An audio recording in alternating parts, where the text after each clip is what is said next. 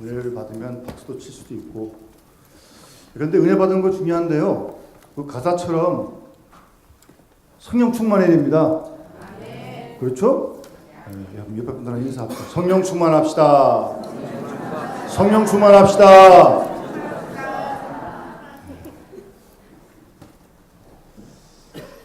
성령으로 한 번만 충만하시면 안 되고요.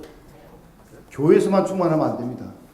집에서도 충만해야 되고 회사에서도 충만해야 되고 다 충만해야 됩니다.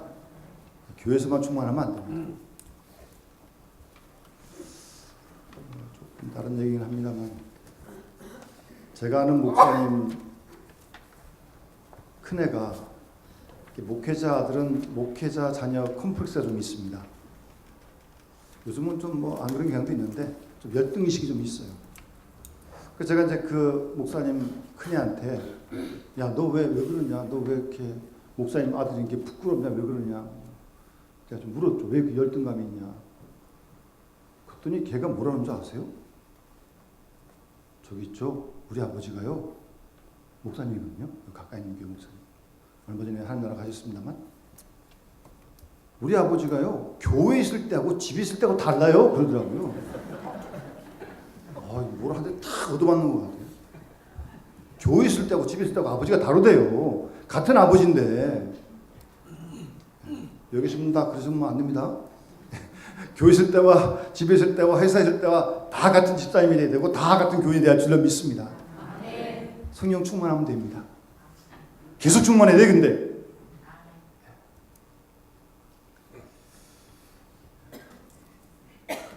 이런 좀 재미난 이야기가 있습니다. 실제로 그 존 웨슬리 목사님이 깊이 기도하다가 환상 중에 천국 문에 들어서게 됐어요. 천국 문에 들어서게 된 거지 천국에 들어간 건 아니에요. 들어서게 됐어요. 딱 가보니까 거기 베드로가 딱 지키고 있더래. 환상 중이에요. 환상 중에. 그래서 감리교 같이 영국에서 활동했던 많은 그 동료들이 있는데 먼저 하나님 나라 간 친구들이 있거든요. 그들이 분명 하나님 나라 갈 줄로 믿고 갔은 줄로 믿고 베드로한테 웨슬리 목사님이 물었어요. 나와 함께 영광스러운 감리교 운동을 하던 친구들이 천국에 얼마나 왔습니까? 베드로 사도가 장부를 뒤적뒤적 하더니 없다. 그러는 거예요. 자기하고 열심히 했거든요. 이상하다. 이거야 하면서 다시 또 웨슬리 목사님이 베드로 사도에게 묻습니다. 그 영광스러운 그 칼빈의 5대 교리를 믿는 장로교인들은 도대체 얼마나 왔습니까? 또 베드로 사도가 장부를 뒤적뒤적 하더니 없다. 딱 그러네. 아니 감리교인도 없고 장로교인도 없고 이상하다 생각하면서 또 질문을 했어요. 그럼 장로교 교리를 믿는 사람들도 좀 뭐 잘못됐는지 혼자 생각하면서 그러면 도대체 천주교인들은 얼마나 왔습니까? 또 베드로 사도가 뒤적뒤적하니 천주교인도 없다 딱 그러는 거예요. 아니 하나님 나라에 명부에 감리교인 없고 장로교인 없고 천주교인 없고 그러면 도대체 누가 천국에 들어오는 겁니까? 다시 물었어요. 그랬더니 베드로 사도가 빙그레 웃으면서 웨슬리 목사님에게 이렇게 대답을 했다고 합니다. 예수 그리스도를 참으로 내 구주로 영접한 사람 그리고 성령이 충만한 그리스도인들이 들어오는 곳이다. 그렇게 대답을 베드로 사도가 하는 겁니다. 감리교인이냐 장로교인이냐 천주교인이냐 그게 문제가 아니고 누구든지 예수를 구주로 믿고 성령으로 충만하면 천국에 들어온다는 겁니다. 이 말에 의하면 성령 충만해야 돼요. 예? 다 우리 예수를 믿는데 그리스도인인데 성령 충만해야 된다니까요. 이게 뭐 해도 되고 아니 되는 게 아니라 필수예요. 필수.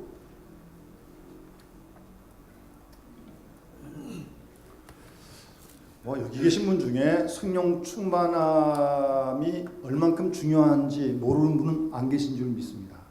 또 성령 충만함이 정말 좋다는 것도 필요하다는 것도 다 아실 줄 믿습니다. 그렇죠? 성령 충만하기 원하십니까? 우리 그거 원하는 거 아닙니까? 그런데 그거 모르는 사람 없어요. 근데 제가 가만히 이렇게 생각을 해보니까 충만한 거 필요한 거 알고 중요한 것도 알아요. 그리고 참 좋아요. 성령 충만하면. 그건 또 느껴요. 그러면 도대체 성령 충만한 모습은 어떤 모습이냐? 좀 거기에 대해서는 좀 구체적이고 명확한 어떤 그런 모습이 좀 잘 없어요. 좋은 건 알겠어요. 또 기쁜 것도 잠시 경험하기도 하고 하는데 그 개인적인 느끼는 감정이니까 그거 말고 성령 충만하면 어떤 모습의 신앙생활을 하는지 그런 데 대한 분명한 어떤 구체적인 모습이 있어야죠. 그래야 나도 좀 그렇게 사모할 거 아니겠습니까? 그리고 그런 어떤 기준에 의해서 내가 제대로 충만한지 안 충만한지 분별할 수도 있고.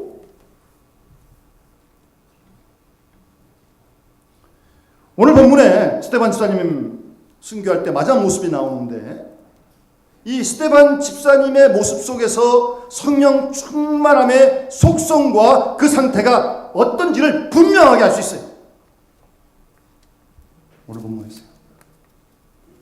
다시 한번 그래서 본문에 좀 우리가 집중하면서 귀를 기울이면서 도대체 성령 충만한 모습이 구체적으로 어떤 모습이냐 정확히 알고 충만하기를 원해야죠. 혼자 그냥 착각해서 충만하다 그러면 안 돼요. 우선 본문에 보시면 오늘 그 55절 말씀에 스데반이 성령 충만하여 그랬잖아요. 그래서 스데반의 모습이 성령 충만한 모습이라니까요. 그런데 첫 번째 성령 충만하여 그 다음 한번 따라합시다. 하늘을 우러러 하늘을 우러러 아멘. 지금 스데반 집사님이 설교하다가 이를 갈고 있는 유대인들이겠죠. 지금 돌을 막 던져요. 성 밖으로 내치면서 죽이려고 그래요. 돌 맞고 있는 상황에 지금요. 그런 상황에 하늘을 우러러 보았다는 겁니다. 성령 충만한 사람은 하늘을 우러러 봅니다. 땅을 보지 않습니다. 세상도 보지 않고 사람도 보지 않습니다. 눈을 들어 하늘을 우러러보는 사람이 성령 충만한 사람입니다.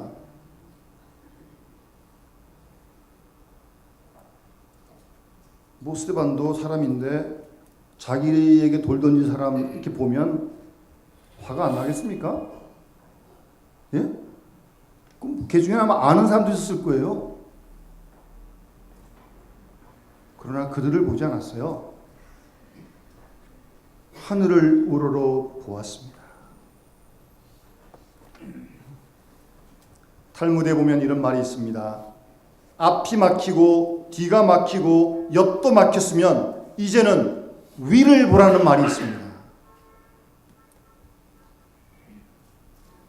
여러분, 우리의 인생의 한순간이라도 언제든지 어디서든지 어떤 사건이든 어떤 상황에서든 먼저 위를 보실 수 있길 바랍니다. 위를 보세요. 위를. 사람 보지 마시고요. 세상 보지 마시고요. 그게 성령 충만한 사람입니다. 골로새 3장 1절에 보면 너희가 그리스도와 함께 다시 살리심을 받았으면 위의 끝을 찾으라. 거기는 그리스도께서 하나님 우편에 앉아 계신다고 분명하게 말씀하고 있습니다.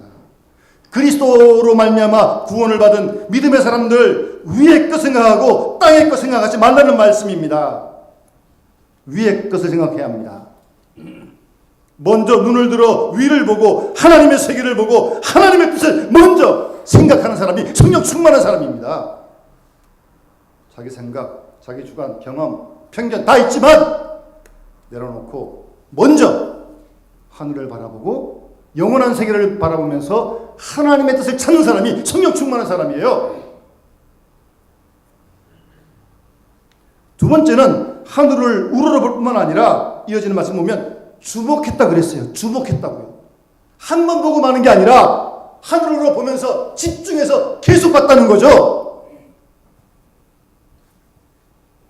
하늘을 바라보면서 그 외에 다른 생각 전혀 하지 않았다는 말씀입니다. 아무것도 안 본다는 말씀입니다. 집중적으로 주목하여 하늘을 쳐다보는 것입니다. 그렇게 하늘으로 주목할 때, 집중해서 바라볼 때 본문에 보시면 하늘이 열리는 것을 보게 됩니다. 주님을 보게 됩니다. 그리스도를 만나게 돼요.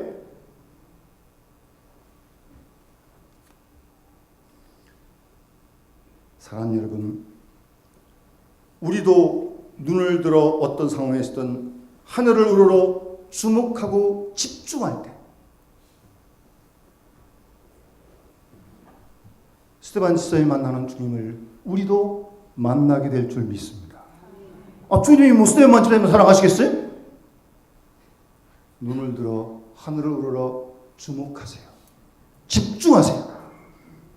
주님이 만나 주실 줄로 믿습니다.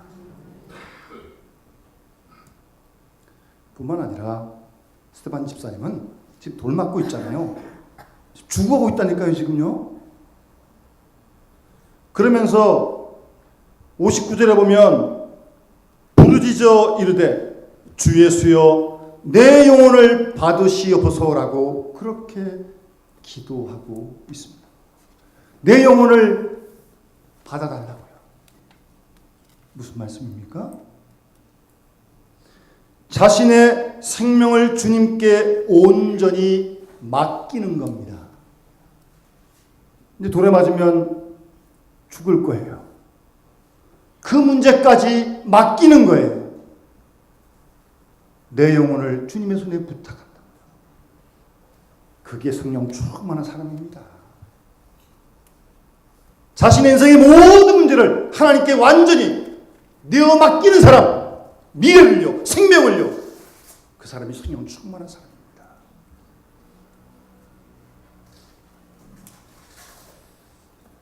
뭐 사람이 이런 걱정 저런 걱정 다 있지만 사실 가장 큰 걱정은 죽을까 하는 걱정입니다. 일단 안 죽어봐서 그렇죠. 그래서 병원 갈 때면 상당히 두렵습니다. 검사한다면 또 두렵습니다. 이게 혹시 또 뭐 잘못돼가지고 또 그렇지 않나. 괜히 그런 죽음에 대한 두려움이 극단적으로 생기는 거죠, 사람이. 요새 보니까 뭐 비행기 사고도 나고, 뭐 총기 사고도 미국에서 나고, 뭐 그러고 있잖아요, 지금. 모르는 거예요. 그런 두려움이 있는데, 사실은 그것까지 주님께 맡기는 겁니다. 그게 성령 충만한 사람이라니까요. 뭐 언제 죽을지 모르지만 한 번은 죽을 거 아니겠어요? 그 문제를 맡기는 거예요. 그 문제를.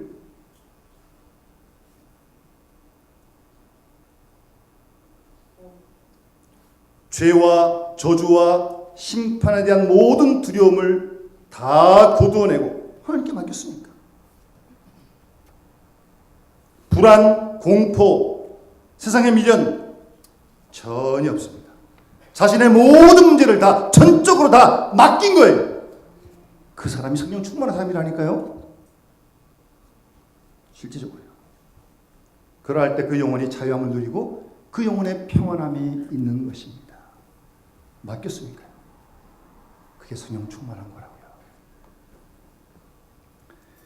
그 다음 스데반 집사님은요, 돌에 맞으면서 자기를 죽이는 사람, 이 원수를 용서합니다. 본문에 보세요. 60절 말씀에 무릎을 꿇고 크게 불러 이르되 주여 이 죄를 그들에게 돌리지 마옵소서라고 그렇게 기도하잖아요.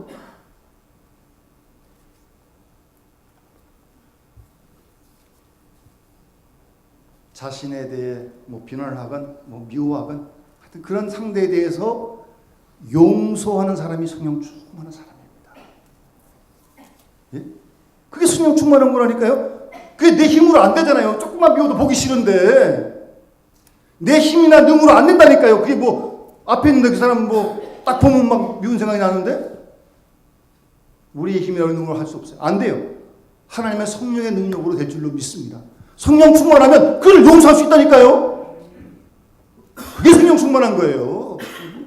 성령 충만하다 그러면서 뭐 예? 그런 자신의 감정 그런 거 하나 조절하지 못하면 뭐 무슨 성령이 하나님이신데.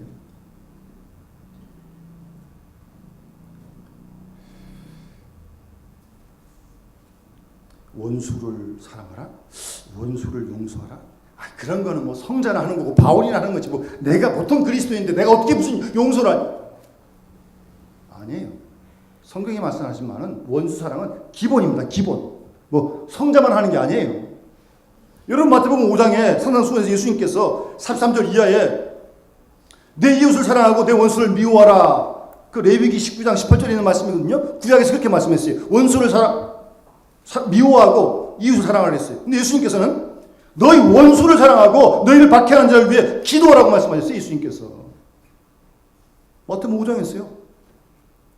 모든 그리스도에게 말씀하신 거지 뭐 성자에게 바울에게 말씀하신 게 아니에요. 원수 사랑은 우리 모든 그리스도인의 기본이라니까요.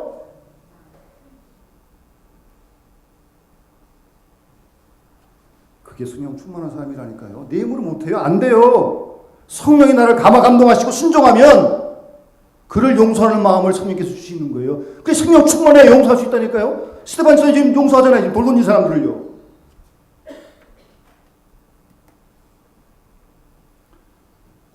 혹시 좀 주위에 좀 얼굴 보기 쉽지 않은 사람 혹시 있죠? 살다 보면 그런 사람이 있잖아요. 다 옆에 뭐 천사만 있는 게 아니니까. 어떻게 해요, 여러분? 근데 안 보겠어요?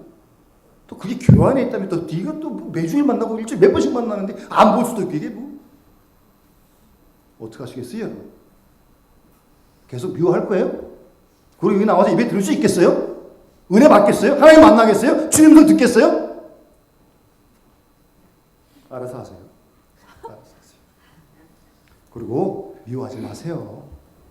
미워해봐야 내 손에 왜 내 에너지를 그 사람 미워하는데 씁니까? 예? 거기다가 왜 힘을 쏟냐고요? 미워하면요 영혼도 망하고요 육체도 고장나고요. 자기 손해라니까 자기 손해.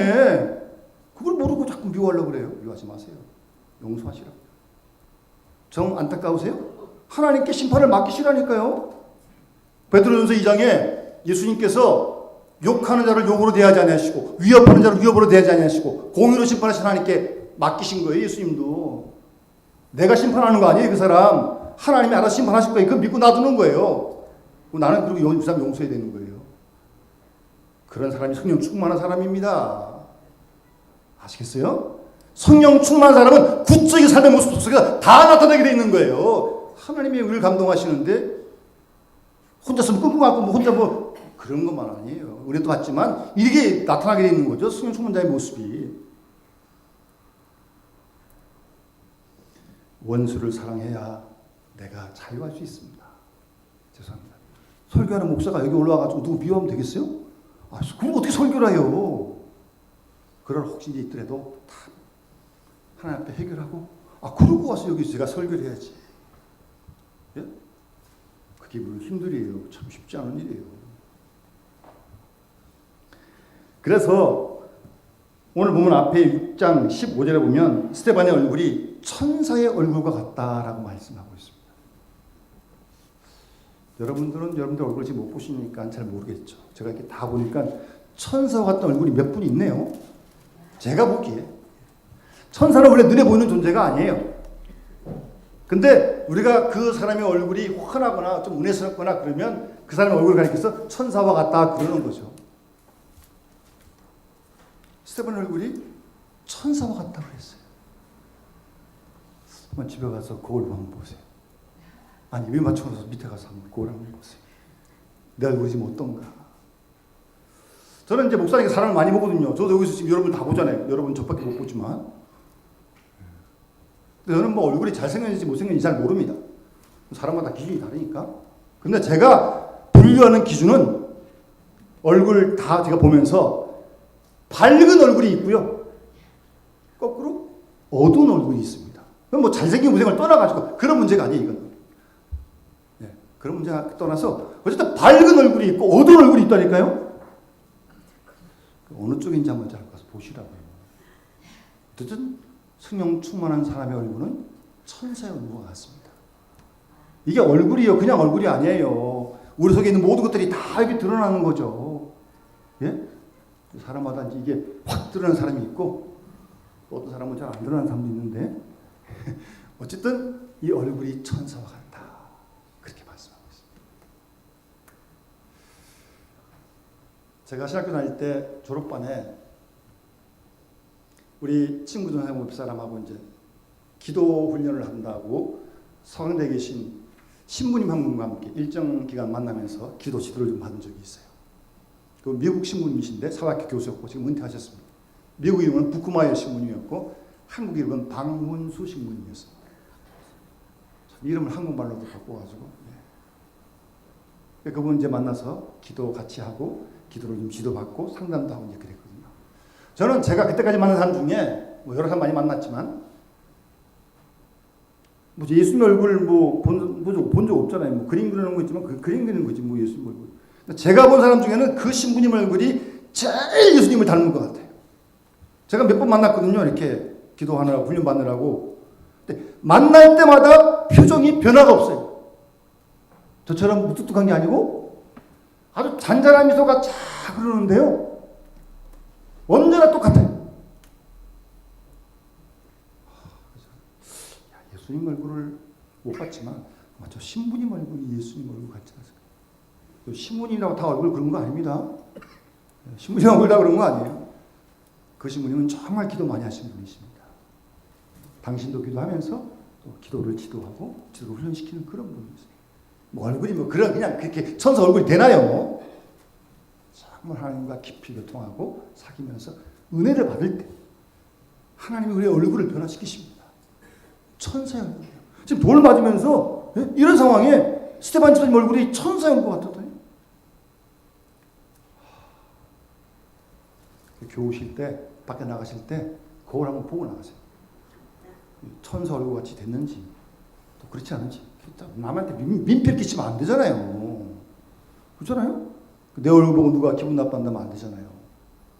어쨌든 성령 충만한 사람은요 얼굴이 달라요. 얼굴이 달라요. 천사와 같습니다. 여러분 전도하는 것도요. 물론 우리가 뭐 하나님 당연히 사랑하신다고 전도하고 복음도 전해야 되고 해요. 근데 우리 뭐 수요일로 합니다만 전도 이렇게 주면서 전도 주는 사람이 얼굴이 천사 얼굴 같아야지. 예? 얼굴이 우중충해가지고 뭐 그러면 되겠어요? 전도 안 됩니다. 그러니까 기본적으로 얼굴만 천사와 같아도 그건 전도가 되는 거예요, 그냥. 그런 거 아니겠어요? 예. 얼굴 관리 잘 하셔야 됩니다. 그리고 스데반은요, 사실은 이렇게 잘 이어쓴 내용을 보게 되면 마침내 스데반이 순교하면서 사울이라고 하는 제자를 얻게 되는 겁니다. 바울 신학을 연구하는 많은 신학자들이 공통적으로 하는 얘기가 뭐냐면요. 바울이 회심을 하는데 사울에서 바울이 되는데 그 결정적인 계기가 뭘까? 그러니까 많은 신학자들은 이 스데반 집사의 순교 현장이 사울로 하여금 바울 되게 했다고 그렇게들 공통적으로 주장을 합니다. 충분히 일리가 있는. 지금 스데반 여기 있거든요, 지금요. 이 현장에 지금 사울이 있거든요. 그 신학을 연구하는 사람들에 의해서 바울의 신학이 어디서 나왔을까? 그 스데반이 지금 7장에 계속 설교하거든요, 앞에서. 이 사도행전 7장의 사울의 설교의 내용이 바울의 신학의 뿌리다. 그렇게까지 얘기하는 신학자도 있을 만큼 스데반은 순교를 통해서 사울이라고 하는 제자를 얻게 되는 겁니다. 그건 참 중요한 겁니다. 내가 성령 충만하면 나를 통해 예수님을 닮아가는 사람들, 예수님의 제자들의 모습이 주위에 나 때문에 생긴다는 겁니다. 여러분 잘 여러분 주위를 살피십시오. 내가 주위 사람들에게 시간이 물론 걸리겠지만 그 사람을 제자 삼는 일에 내가 쓰임 받고 있는지 잘 살펴보십시오. 그런 사람이 조용한 사람이라도 성령 충만한 사람입니다. 그렇게 그 사람 옆에 있다 보니까 자꾸 그 사람을 닮아가게 되고 그 사람 속에서 예수 그리스도를 만나게 되고 그 사람 속에서 예수의 향기를 느끼게 되고 그러니 그 사람이 예수의 제자로 별로 안 되겠습니까? 저는 그래서 우리 교회가 예수님을 닮아가는 사람들이 모이는 골짜기가 되기를 원하고요. 모여서 우리 모두가 예수님을 닮아가는 그런 훈련하는 그런 교회가 되기를 기도하고 있습니다. 그러니까 돼야 되고요. 그러면 성령 충만해야 됩니다. 우리 속에는 아직도 부끄러운 모습도 있고 나쁜 모습도 있잖아요. 그런 모습들이 비춰지면 이 사람 예수 믿겠냐고, 옆에 사람이요. 제자가 되겠냐고요. 가정에서 자녀들이 부모님 모습을 보면서 나도 예수 저렇게 믿어야겠다. 그래야 되는 거 아니겠어요? 그런 부모님이 돼야 되는 거 아닙니까? 낳아주면 되는 게 아니라 신앙적으로 양육을 하는 그런 부모님 되셔야죠. 부모님들 성령 충만하셔야 됩니다. 주위 사람들 자녀들의 제자 잡는 일에 쓰임 받기 위해서 그러는 거예요.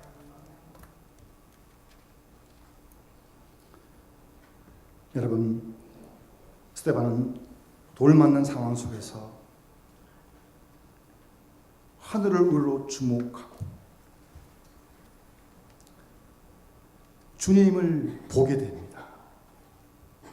물론 용서했고요. 모든 걸 맡겼고요. 오늘날도 성령으로 충만한 사람에게 하늘이 열릴 줄 믿습니다. 성령 충만한 사람에게요. 그리고 성령 충만한 그 사람에게 그리스도가 스데반에게 나타나셨듯 성령 충만한 우리에게, 우리 교회에게 주님께서 함께 하시고 나타나실 줄 믿습니다. 우리 그거 믿는 거 아닙니까? 그런 놀라운 은혜의 역사가 우리의 삶 속에 있어서 그 주님과 함께 좋은 길을 힘있게 걸어가는 우리 모든 영남의 식구들 되시길 바라고요. 오늘 우리 청년들, 오후에 물론 청년 관심을 드리겠습니다만 그런 청년이 될 수 있도록 같이 함께 기도해 주시면 고맙겠습니다. 우리 찬송가 191장 우리 함께 찬양 드리면서 봉헌하도록 하겠습니다.